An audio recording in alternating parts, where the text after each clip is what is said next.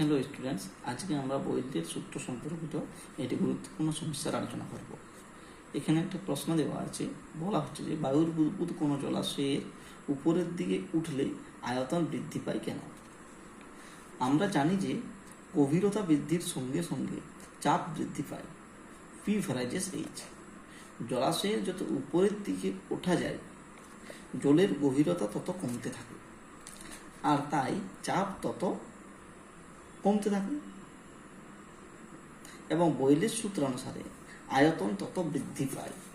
তাই জলাশয়ের যত উপরের দিকে ওঠে বুদবুদের আয়তন তত বৃদ্ধি পায়। ধরছি এটি জলাশয়ের একেবারে তলদেশ এবং এটি জলতলের উচ্চতা বা জলতলের লেভেল। জলাশয়ের একেবারে তলদেশে একটি বুদবুদ সৃষ্টি হলো।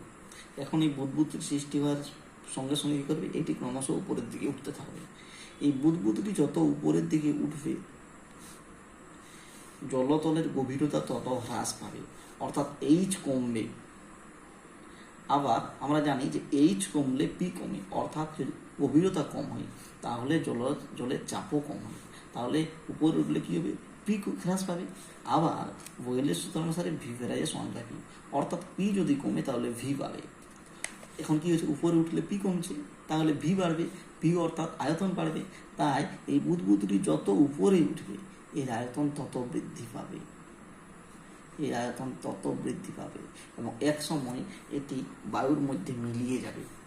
এবং তাই কোনো বুদবুদ যত জলাশয়ের উপরের দিকে ওঠে এর আয়তন ক্রমশ তত বৃদ্ধি পেতে থাকে।